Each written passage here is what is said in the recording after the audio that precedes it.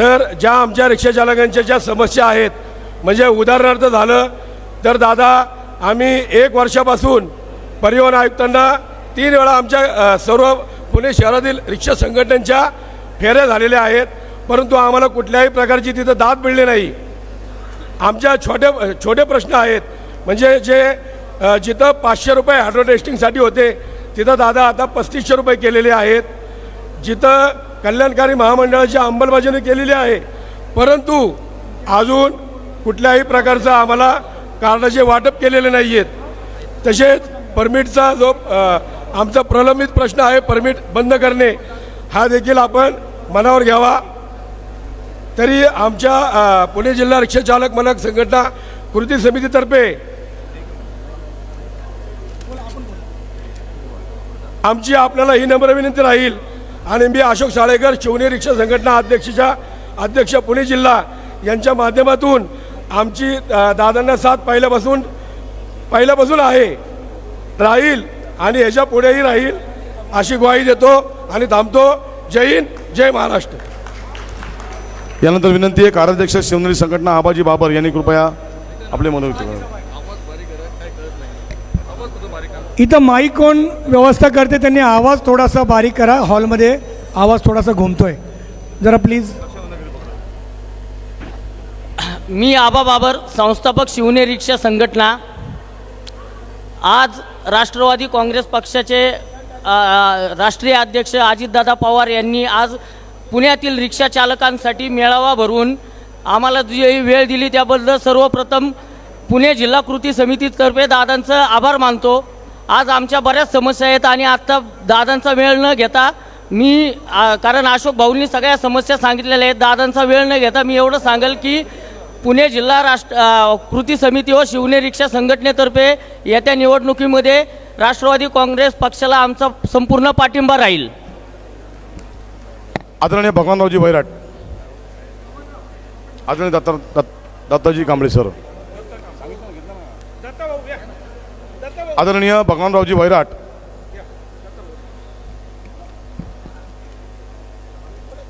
सर्वांना नमस्कार. या ठिकाणी महाराष्ट्र प्रदेश झोपडपट्टी सुरक्षा दलाचा सक्रिय पाठिंबाच्या संदर्भात या ठिकाणी आजच्या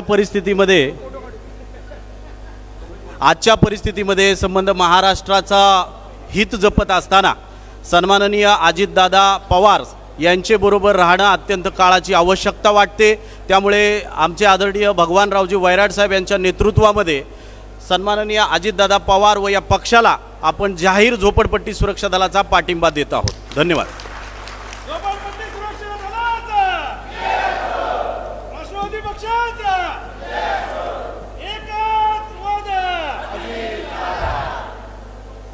महाराष्ट्राचं कुलदैवत छत्रपती शिवराया, परमपूज्य डॉक्टर बाबासाहेब आंबेडकर, सर्व राष्ट्रीय पुरुषांना अभिवादन करून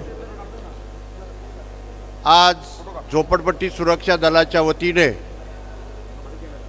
पिंपरी चिंचवड आणि पुणे शहर येथे असलेल्या आमच्या झोपडपट्टी सुरक्षा दलाच्या सर्व शाखा आहेत त्या राष्ट्रवादी काँग्रेस पक्षाच्या घड्याळाच्या चिन्हाचा प्रचार करणार आहेत असं जाहीर या ठिकाणी मी करतो. आदरणीय दादा यांनी झोपडपट्टी सुरक्षा दलाच्या स्थापनेपासून संघटनेला वारंवार पाठिंबा दिलेला आहे. एखाद्या प्रकल्पात एखादी झोपडपट्टी बाधित झाली तर दादांनी स्वतंत्र झोपडपट्टी वासियांना सर्किट हाऊसला बसून संबंधित कमिशनर साहेबांना बोलून त्यांचं पुनर्वसन करण्याचा इतिहास अनेकांना मिळाला आहे. आमच्यासारख्या झोपडपट्टीतल्या अनेक लोकांना निवारा देण्याचं काम आदरणीय राष्ट्रवादी काँग्रेस पक्षाने दिलेलं आहे. दादा आज पुणे शहर आणि पिंपरी चिंचवड शहराच्या आजूबाजूला पाहिल्यानंतर रेल्वे पटरीच्या बाजूला असलेल्या झोपडपट्टीवासियांचा मोठा प्रश्न आहे. रेल्वेवाले सातत्याने येऊन हटवण्याच्या नोटिसा देतात. आपण मागच्या वेळेला ताडीवाला रोडच्या झोपडपट्टीच्या संदर्भात कलेक्टर साहेबांची बैठक घेऊन ती झोपडपट्टी वाचवण्याचं श्रेय हे राष्ट्रवादी काँग्रेस पक्षालाच जात आहे. दादा, दुसऱ्या बाजूला आपण पाहिलं, हडपसर असो किंवा कोरेगाव पार्कचा उड्डाणपूल असो, इथल्या असलेल्या झोपडपट्टीवासियांच्या संदर्भातली भूमिका आपण घेतली. त्यांचा हिस्सा न घेता त्यांना पुनर्वसनाचं काम आपण केलं आणि हडपसर हिंगणेमाळा या ठिकाणी आमच्यासारख्या हजारो झोपडपट्टीवासियांचं पुनर्वसन केलेलं आहे. त्याच्याबद्दल आम्हाला तुम्ही निवारा दिला आहे आणि हा निवारा कायम आम्ही तुमच्यापासूनच पाहतो आहे. आणि म्हणून आम्हाला खात्री आहे की आज थोडंसं आम्ही बाजूला गेल्यानंतर आमच्या वडगाव धायरीची झोपडपट्टी असू द्या, ती पाटबंधाऱ्याच्या खात्याच्या काही राजकीय पक्षाच्या सांगण्यावरून उद्ध्वस्त केली. आज त्या ठिकाणी जवळपास 40 झोपड्या उघड्यावर पडलेल्या आहे. 50-50 वर्षाच्या झोपड्या आमच्या तशाच राहिलेल्या आहे. गायरान भागातल्या झोपडपट्ट्या जशा आहेत त्यांचं फक्त आश्वासन दिलं गेलं की गायरानातल्या झोपड्या नियमित करण्याच्या संदर्भातलं धोरण सध्याच्या मुख्यमंत्र्यांनी घेतलं, पण प्रत्यक्षात मात्र ती योजना फक्त कागदावर राहिली. आणि म्हणून आम्ही तुमच्याकडे मोठ्या अपेक्षाने पाहतोय की झोपड्या उद्ध्वस्त, एखाद्या प्रकल्पात एखादी झोपडपट्टी उद्ध्वस्त होत असेल तर पाडल्यानंतर तिचं पुनर्वसन करू नका, पाडण्याच्या अगोदर त्याचा बायोमेट्रिक सर्वे करा आणि त्यांना घर द्या. आता उलटं होतं आहे, जिथं जिथं भाजपचा नगरसेवक आहे तिथं पहिल्यांदा पाडलं जातं आहे आणि मग पुनर्वसनासाठी मग उपायुक्तांकडे भेटा, वॉर्ड ऑफिसला भेटा, मग कमिशनरला भेटा, मग तो सर्वे होता की नाही होता, अशा पद्धतीने आमची धावपळ होते. दुसऱ्या बाजूला पथारीवाल्यांची जी भूमिका आहे त्या पथारीवाल्यांच्या भूमिकेला देखील मनमाने तशा पद्धतीने तोडलं जात आहे, उद्ध्वस्त केलं जात आहे. साहेब, आम्ही चोऱ्यामाऱ्या करत नाही, पोटाच्या भाकरीसाठी रस्त्याच्या कडेला कुठेतरी पावभाजीची गाडी लावली तर नुसती कुणाची तरी तक्रार दिली की उद्ध्वस्त करायचं काम चाललं जात आहे. दादा, तुम्हाला माहीत आहे आम्ही तुमच्याबरोबर अनेक वर्षापासून आहे.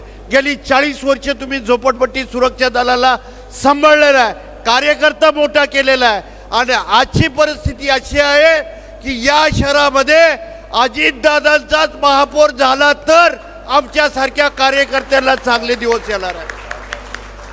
आपण पाहिलं की कॉर्पोरेशनच्या शाळेमध्ये आमचा झोपडपट्टीवाला पोरगा जातो, तिथं त्या शिक्षकांचा पत्ता नसतो.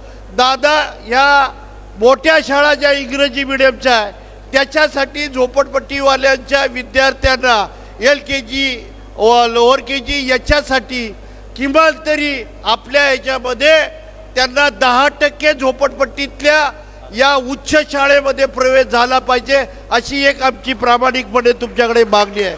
दादा, या ठिकाणी आपण पाहत असताना आपल्या महानगरपालिकेच्या हद्दीतले जेवढे हॉस्पिटल आहे ते हॉस्पिटल अनामत रक्कम घेतल्याशिवाय आमच्या रुग्णांचं ट्रीटमेंट केलं जात नाही.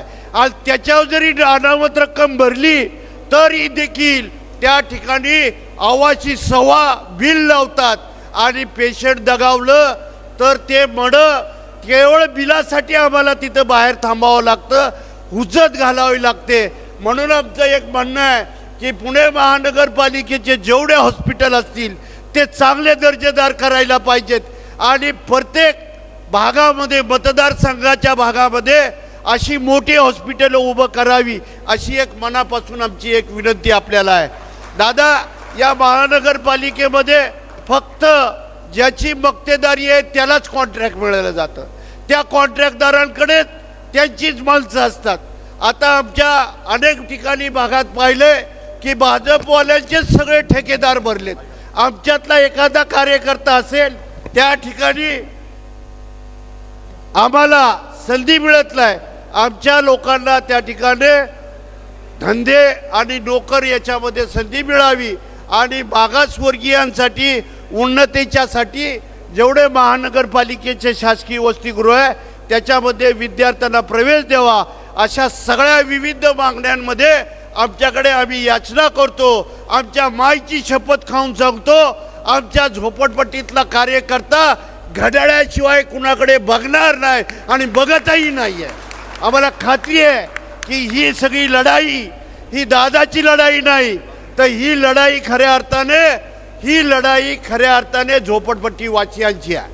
आणि म्हणून SRAकडे जेवढे प्रकल्प प्रलंबित आहे ते लवकरात लवकर मार्गी लावा एवढं बोलतो आणि आमच्या झोपडपट्टी सुरक्षा दलाचा सक्रिय पाठिंबा म्हणून या ठिकाणी जाहीर करतो आणि मी या ठिकाणी थांबतो. जय हिंद, जय महाराष्ट्र.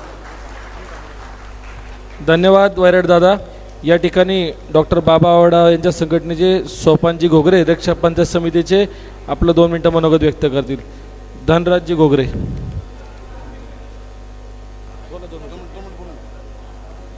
आदरणीय बाबा आणि आमच्या जमलेल्या सर्व पुरोगामी सत्यशोधक चळवळीचे कार्यकर्ते, मी रिक्षा पंचायतीतर्फे आत्ता महात्मा फुले शाहू आंबेडकर यांचा विचाराचा वारसा घेऊन पुढे चाललेले आमचे डॉक्टर बाबाराव या रिक्षा पंचायतीच्या माध्यमातून आम्ही एकच निवेदन करतो, आमच्यावर जो बाईक टॅक्सी त्याचप्रमाणे आम्हाला जो रिक्षा चालकांना सार्वजनिक सेवकाचा दर्जा मिळावा यासाठी आम्ही सतत पाठपुरावा करत असतो.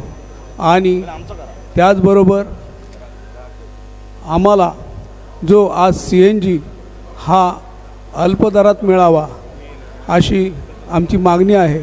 आणि या ठिकाणी राज्याचे लोकप्रिय उपमुख्यमंत्री माननीय अजितदादा पवार आपलं मनोगत व्यक्त करतायत. माननीय अजितदादा पवार. हे सगळ्यांनी बसा, इथं कोणी काही खाली बसा, तुमच्या सकट सगळे. हॅलो. अच्छा, रिक्षा संघटना, रिक्षा चालक आणि कॅब चालक यांचा एक छोटासा मेळावा आपण आयोजित केलेला आहे. या मेळाव्याच्या करता उपस्थित असणारे आपल्या सगळ्यांचे सहकारी झोपडपट्टी सुरक्षा दलाचे प्रमुख भगवानराव वैराट, तसंच अशोकराव साळेकर, शिवनेरी रिक्षा संघटनेचे प्रमुख संस्थापक आबा बाबर, तसंच उपस्थित असणारे श्री भालेराव, शफीक पटेल, विलास केमसे, अविनाश वाडेकर, सचिन वैराट आणि हेमंत जाधव, विजयराव रवळे खळे, तसंच उपस्थित असणारे नितीन पवार, प्रकाश वाघमारे, सोपान घोगरे, बाळासाहेब कोकळे, सुनील शेणकर, बापू धुमाळ, जमलेले सर्व माझे बंधू भगिनी आणि माझ्या तरुण मित्रांनो, आज आत्ता बोलत असताना अनेक सुरुवातीलाच ह्या जो मेळावा आयोजित केलेला आहे त्या मेळाव्याला उपस्थित असलेल्या सर्व कष्टकरी रिक्षा चालक, कॅब चालक, तसंच झोपडपट्टी सुरक्षा दल आणि इतर वेगवेगळ्या संघटना या जे सर्व मान्यवरांचं मी मनापासून स्वागत करतो.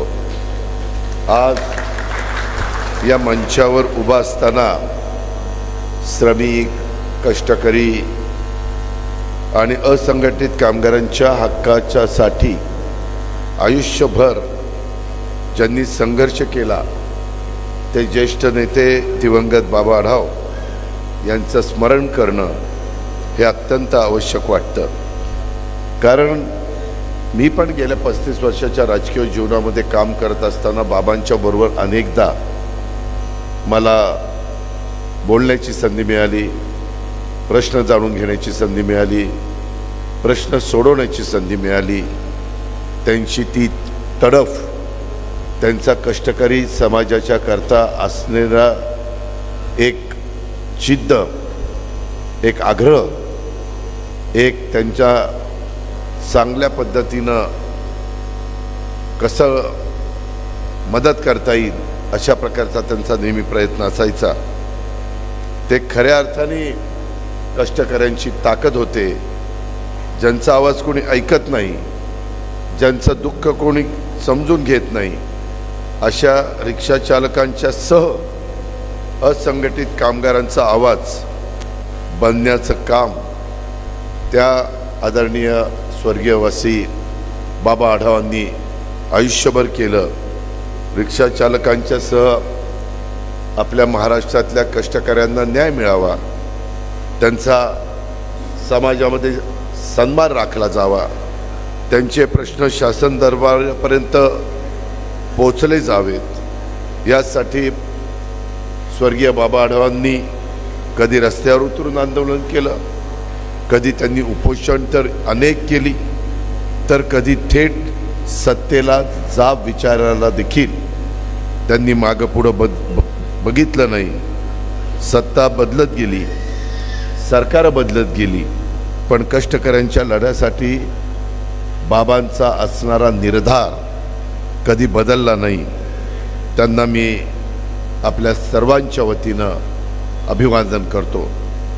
सार्वजनिक वाहतूक व्यवस्थेमध्ये रिक्षा आणि कॅब हे महत्त्वाचे घटक आहेत, पण त्याच्या आधी मी भगवानराव वैराटांच्याकडे येतो. त्यांनी मला एक निवेदन दिलेलं आहे. येणाऱ्या सार्वत्रिक निवडणुकीमध्ये पुणे महानगरपालिका, पिंपरी चिंचवड महानगरपालिकेमध्ये आपल्या हा गरीब समाज जो आहे, झोपडपट्टीमध्ये राहणारा, त्यांचे काही प्रश्न आहेत, त्यांच्या मुलांचे काही प्रश्न आहेत, इंग्रजी माध्यमिक शाळेमध्ये काही प्रवेश देण्याचे प्रश्न आहेत, पथविक्रेत्या त्याच्यामध्ये काही मदत करण्याचे प्रश्न आहेत, ज्येष्ठ नागरिकांच्या बद्दलचे काही प्रश्न आहेत, फुटपाथवरच्या बेघर, अशा अनेक 10 प्रश्न त्यांनी मागणीचं निवेदन दिलेलं आहे. आणि त्याच्यामध्ये स्वतः भगवानराव वैराटांची, भोलासिंग अरोरा असतील, संतोष कदम, हरिभाऊ वाघमारे, काशीनाथराव गायकवाड, मोहम्मद शेख, सुरेखा भालेराव, दत्ता डाडर, दत्ता कांबळे, अरुणा तांगडे, संतोष सोनवणे, प्रमिला ठोंबरे, अर्जुन दाखले, वंदना पवार, वैशाली अवघडे, श्रीनिवास आखाडे, आबा चव्हाण, नीलम सोनवणे, श्याम सोनवणे आणि प्रदीप पवार, अशा या सगळ्या मान्यवरांच्या सह्या आहेत. मला भगवानरावांना सांगायचं ते निवेदन मी स्वीकारलेलं आहे. आपण जो येणाऱ्या महानगरपालिकेच्या निवडणुकीच्या निमित्तानं राष्ट्रवादी काँग्रेस पक्षाला झोपडपट्टी सुरक्षा दलाचा सक्रिय पाठिंबा जाहीर केलेला आहे, त्याबद्दल मी आपला अत्यंत आभारी आहे. मी आपल्याला मनापासून धन्यवाद देतो. तुमची अलीकडे तब्येत जरा बरी नसते. मी आता तेच त्यांना सांगत होतो की भगवानराव, तब्येत चांगली असेल तर बाकीची कामं आपण करू शकतो. तब्येत चांगली होण्याच्या करता त्याला प्राधान्य द्या. कारण मी समाजामध्ये अनेकांचं बघितलं, जोपर्यंत आपण धडधाकट असतो, आपले हातपाय हलत असतात, तोपर्यंत कामाच्या निमित्तानं लोक आपल्याकडे येत असतात. एकदा त्यांना कळलं की आता ह्याच्याकडनं काही काम होत नाही, हाच त्या ठिकाणी फिरू शकत नाही, त्यावेळेस लोक तिथं पाठ करतात. असं वर्षानुवर्ष पिढ्यानपिढ्या चाललेलं आहे. मी त्याच्यामध्ये RR पाटलांचं पण उदाहरण सांगितलं. त्यांनी राजीनामा देऊन अचानक गावी गेले. 15 दिवस एवढी गावी गर्दी, आबा तुम्ही खूप चांगलं केलं, आबा तुमच्यासारखा नेता नाही. महिन्यांनी कुणी तिथं जायला तयार नव्हतं. मला नंतर मी आबाला हेलिकॉप्टर पाठवून काही महिन्याने बोलून घेतलं. त्यावेळेस ते मला म्हणाले, दादा सत्ता असली तर इकडं तिकडं मागं पुढं एवढी गर्दी की विचारता सोय नाही. पण पहिले काही दिवस, महिनाभर मला बरं वाटलं, पण नंतर काय करावं ते सुचना. कारण आम्ही समाजकारण, राजकारणात काम करणारे कार्यकर्ते असतो, आणि ज्यावेळेस आपल्या आजूबाजूला कार्यकर्ते नसले तर आम्ही फार असं त्यांना अजिबात चैन पडत नाही, अशा प्रकारची परिस्थिती असते. आणि म्हणून भगवानराव, मी एक प्रेमाचा सल्ला तुम्हाला दिलेला आहे. आपलेपणाने एक परिवार म्हणून आपण एकमेकाला अनेक वर्ष ओळखतो, आणि म्हणून थोडं त्या गोष्टीला आमच्या झोपडपट्टी सुरक्षा दलाच्या सहकाऱ्यांनी पण लवकरात लवकर भगवानराव त्या ठिकाणी तुमच्या आमच्यात मिसळावेत, झोपडपट्टीतल्या लोकांच्या करता त्यांचा आवाज हा उठला पाहिजे आणि त्यांचे प्रश्न सोडवण्याच्या करता भगवानरावांना त्याच्यामध्ये यश मिळालं पाहिजे, अशा प्रकारची अपेक्षा मी या निमित्तानं व्यक्त करतो. मित्रांनो, एकंदरीतच आज मला शिवनेरी रिक्षा संघटना, त्याचबरोबर आमची सावकाश संघटना, आझाद संघटना, महाराष्ट्र रिक्षा संघटना, त्याच्यामध्ये जनता गॅरेज, अशा अनेक लोकांनी, त्याच्यामध्ये छोटे व्यापारी प्रतिष्ठान, संलग्न स्वारगेट ऑटो रिक्षा टॅक्सी हातगाडी संघटना, त्यामध्ये रिक्षा पंचायत पुणे पिंपरी चिंचवड, अशा अनेक संघटनांनी मला निवेदन दिलेलं आहे. मी ते निवेदन फार बारकाईनं वाचत होतो. त्याच्यामध्ये काही तुमचे प्रश्न देखील आहेत. विशेषतः CNG हायड्रोटेस्ट रेट्रोफिटर यांनी फेब्रुवारी 2025 अचानक 800 रुपयावरून 3300 रुपये अशा पद्धतीचे दर वाढवलेले आहेत. बाईक टॅक्सीला परवाने देण्यात येऊ नये अशी एक मागणी आहे. खुले ऑटो रिक्षा परवाने धोरण बंद करावं अशी एक मागणी आहे. रिक्षा चालकांचे कल्याणकारी महामंडळ अद्याप सुरू झालं नाही. लोकांना त्याच्यावर विश्वास वाटणं. 800 लोकांनी पैसे भरलेत, पुढचे लोक पैसे भरायला तयार नाही. येत आहेत पण म्हणतात ते कधी सुरू होणार. सुरू होणार असेल तर लोक पैसे भरायला लगेच त्यांना फार वेळ लागणार नाही. Maharashtra motor ruler 140 electronic meter road test रद्द करण्यात यावी, अशा वेगवेगळ्या मागण्या आहेत. त्याच्याबद्दल आचारसंहिता संपल्यानंतर मला एकदा आठवण करा. अशोकरावांना, आबाला आणि बाकीच्यांना सगळ्यांनाच मला सांगायचं आहे की तुम्ही आठवण करून मग मी परिवहन मंत्री, परिवहन सचिव, परिवहन आयुक्त, तुमचे काही मी असे आपण एकत्र बसू. आणि हे बरोबर आहे, शेवटी त्या दिवाकर रावते साहेबांनी त्या काळामध्ये ह्या रिक्षा परवाने खुले केले, पण त्याचा नाहक त्रास आता सगळ्यांनाच त्या ठिकाणी सहन करावा लागतो. शेवटी तिथली लोकसंख्या किती आहे ते बघूनच रिक्षाचे परवाने दिले पाहिजेत. आता बाकीच्यांना म्हणजे रिक्षा अशा उभ्या राहत आहेत, त्यांना धंदा मिळत नाही, एका रिक्षावर त्यांचं कुटुंब अवलंबून असतं.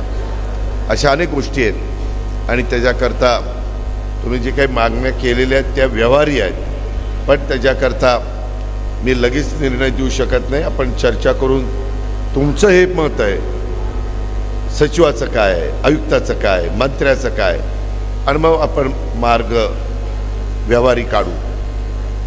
मी दुसरं एक तुम्हाला सांगू इच्छितो की आज राष्ट्रवादी काँग्रेस पक्षाने जाहीरनामा प्रसिद्ध केला आणि त्यामध्ये आपली जी मेट्रो आहे आणि आपली PMPML म्हणजे पूर्वीची PMT आणि PCMT एकत्र करून आम्ही PMPML ही जी कंपनी केलेली आहे तिथं मोफत प्रवासाच्या बद्दलचा मी जाहीर केलं.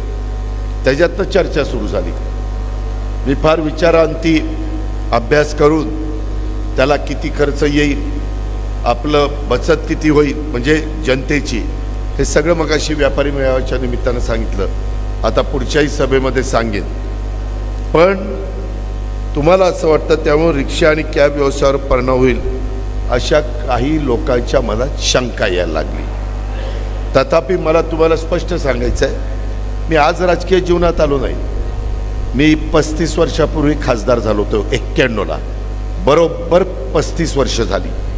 आणि त्याच्यामुळं रिक्षा चालकांचे प्रश्न, कॅबवाल्यांचे प्रश्न, गरिबांचे प्रश्न, कष्टकऱ्यांचे प्रश्न हे मी जवळनं पाहिलेले आहेत किंवा त्या लीडरनी मला लक्षात आणून दिलेले आहेत.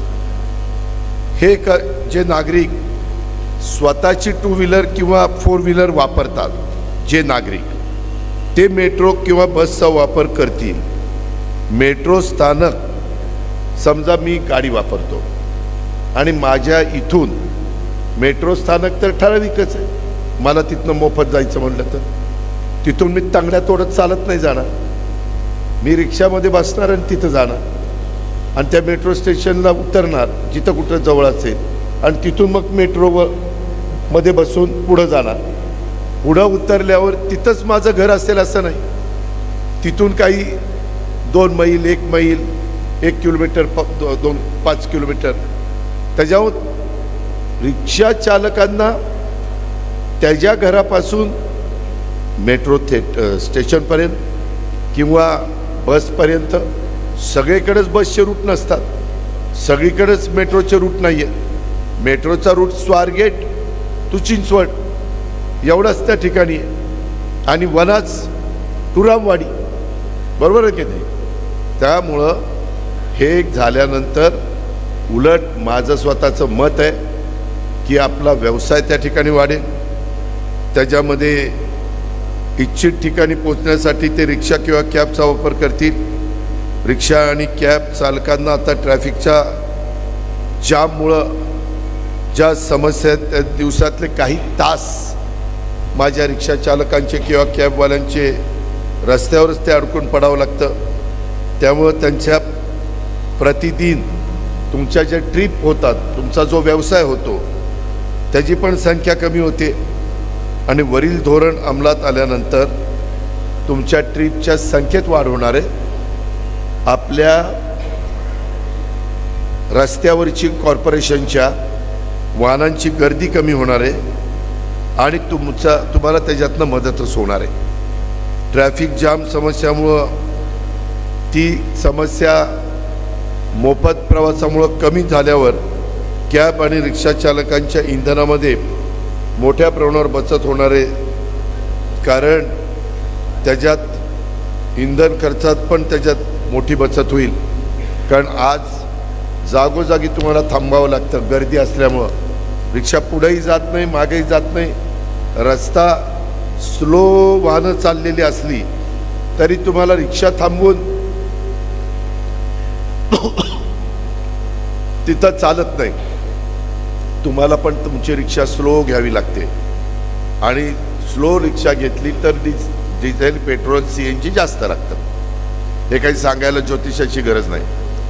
ह्या पद्धतीनं जाणीवपूर्वक काही जण गैरप्रचार करतील. हे मला पाणी नाही माझं त्यामध्ये ते त्या पद्धतीनं वेगवेगळ्या गैरप्रचार करतील आणि आपल्या व्यवसायावर रिक्षा चालकांच्या परिणाम होईल असं काहीतरी रंगून तुमच्या मनामध्ये भीती आणतील. जसं आम्ही शिवाजीनगरला किंवा आमच्या पुणे स्टेशनला उतरलो तर तिथून आम्ही प्रवासी आमची गाडी नाही आणली तर कॅबनीच जातोच ना. त्याच्यावर तसं होणार नाही. तुम्ही ती काळजी करू नका अशी माझी तुम्हाला विनंती आहे आणि मी तुमच्यावर कुठल्याही प्रकारची संकट किंवा अडचण त्यामध्ये येऊ देणार नाही. उलट आता मुभा जी दिलेली आहे परमिटला तेच आता आपण कंट्रोल करू. आता आपल्या लोकसंख्येच्या मानाने एवढे परमिट दिले गेलेत की आहे त्यांचा धंदा होईना अशी अवस्था आपली आहे.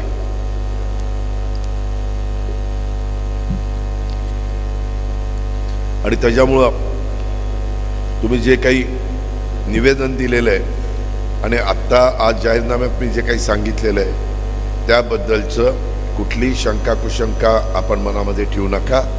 निवेदनाच्या बाबतीमध्ये मी लवकरच तुमच्या अनेक संघटना आहेत, छोट्या छोट्या काही मोठ्या संघटना आहेत, त्यातल्या एक एक प्रमुखाला मी बोलवील मिटिंगला मुंबईला. मला ते सोयीचं पडेल कारण आयुक्त तिथंच असतात, सेक्रेटरी तिथंच असतात, मंत्री तिथंच असतात आणि तुम्हाला फक्त तेवढी एक हेलपाटा बसेल. आणि एकदा आचारसंहिता संपल्यावर पुन्हा हे तर निवेदन मी माझ्याकडे व्यवस्थितपणे ठेवतोच, पण अजित पवार तुम्ही त्यावेळेस बैठक घेतो म्हणून सांगितलेलं आहे. आता ती बैठक घेण्याची वेळ आलेली आहे असं फक्त माझ्या लक्षात आणून द्या. मी लगेचच त्या संदर्भामध्ये ह्या सगळ्या निवडणुकीतनं मोकळा झालो की आपण बसू. पुढं जिल्हा परिषदेच्या निवडणुका झाल्यानंतर 3.5 वर्ष कुठल्या निवडणुका नाही, 3.5 वर्षांनी लोकसभा येईल. आता लोकसभा झाली, विधानसभा झाली, जिल्हा परिषद होईल, महानगरपालिका होईल 15 तारखेला, आणि नगरपालिका होईल. त्याच्यामुळं आचारसंहिता येणाऱ्या कुठल्या निवडणुका राहणार नाही. राहिली तर एखाद्या सहकारी सोसायटीची, पण त्याला काय आचारसंहिता नसते. अशा पद्धतीनं आपण मित्रांनो पुढं जाण्याचं काम करू अशी माझी विनंती आहे. आज पुण्यातल्या समस्या सोडवण्याच्या करता एक अलार्म 5 काम, त्या 5 कामामध्ये दररोज पुणेकरांना कॉर्पोरेशनच्या नळाद्वारे पाणी दिलं जाईल. तिथं कुठेही टँकरनी पाणी घेण्याची वेळ येऊन दिली जाणार नाही. दररोज पुणे झाडलोट स्वच्छ करून जेवढी झाडलोटी करता लोक लागतात तेवढे घेऊन, काही ठिकाणी मशिनरीचा वापर करून आज कचऱ्याचे काही ठिकाणी समस्या झालेल्या आहेत त्या आम्ही दूर करू. तिसरं, हे मोफत आम्ही जाण्याची आणि यायची व्यवस्था केली तर प्रदूषण कमी होईल. कारण मेट्रोने जाणारा इलेक्ट्रिकवर मेट्रो चालते, त्याच्यावर तिथं प्रदूषण होत नाही. CNG किंवा व्हेकल चालताना पण प्रदूषण तसं बघितलं तर जास्त होत नाही. आणि संख्या स्वतःच्या वाहनांची रोडवर खूप कमी होईल. त्याचा फायदा पुणेकर जगामध्ये 4थ्या क्रमांकावर ह्या प्रदूषित शहर म्हणून आपली जी गणना झालेली आहे त्याच्यातनं आपल्या पुणेकरांना रिलीफ मिळेल. नाहीतर आपलं सगळ्यांचं आरोग्य धोक्यात आहे. आपल्याला आजार बरेचसे जडलेले आहेत. त्याच्यामुळं औषध पाण्याचा खर्च वाढलेला आहे, दवाखान्याचा खर्च वाढलेला आहे. तुम्ही तुलना करा, काही जुन्या लोकांनी आठवा की 30-40 वर्षापूर्वी आजाराचं प्रमाण किती होतं आणि आता आजाराचं प्रमाण किती आहे. ती पूर्वी तर करोना प्रकारच नव्हता, त्या करोनाने तर काय वाट लावली तुम्ही बघितलेलं आहे. असे नवीन आजार आणि नवीन समस्या ह्या उद्भवत आहेत. कारण मी मगाशी सांगितलं, धूळ आणि जे काही पेट्रोल डिझेलच्या वाहनांच्या मध्ये इंजिनाद्वारे जो धूर निघतो त्याच्यात सगळ्यात जास्त प्रदूषण. आणि हे फटाके वाजवतात त्याच्यात तर सगळ्यात जास्त प्रदूषण. अक्षरशः काही लोकांचे घसे बसतात, श्वासोश्वास घ्यायला त्रास होतो. म्हणून आपण मुलांना सांगतो की आता फटाके उडू नका. पूर्वीसारखं दिवाळीमध्ये तुमच्या माझ्या पुणे शहरामध्ये फटाके उडत नाहीत. ज्यांचे फटाक्याचे स्टॉल आहेत ते सांगतात दादा पूर्वीसारखा धंदा होत नाही. म्हणजे पुणेकरांना नीट समजून सांगितल्यानंतर पुणेकर त्याला प्रतिसाद देतात. आणि म्हणून प्रदूषण मुक्त हे आपलं शहर आपल्याला करायचं आहे. पुन्हा पुणेकरांचे गतवैभव, पूर्वीचे दिवस हे आपल्याला आणायचे, ते काम आम्ही करू याबद्दलची ग्वाही मी आपल्याला सगळ्यांना देतो. आज आपण इथं आला, माझ्या पिंक रिक्षाच्या बहिणी पण इथं आलेल्या दिसत आहेत, त्या पण इथं आल्या. आणि बाकीचे माझे रिक्षा संघटनेचे सभासद, नेतेगण आणि इतर मान्यवर, आमच्या झोपडपट्टी सुरक्षा दलाचे भगवानराव आणि त्यांचे काही सहकारी आले, त्या सर्वांचं मी स्वागत करतो, त्यांना धन्यवाद देतो आणि थांबतो. जय हिंद, जय महाराष्ट्र, जय राष्ट्र.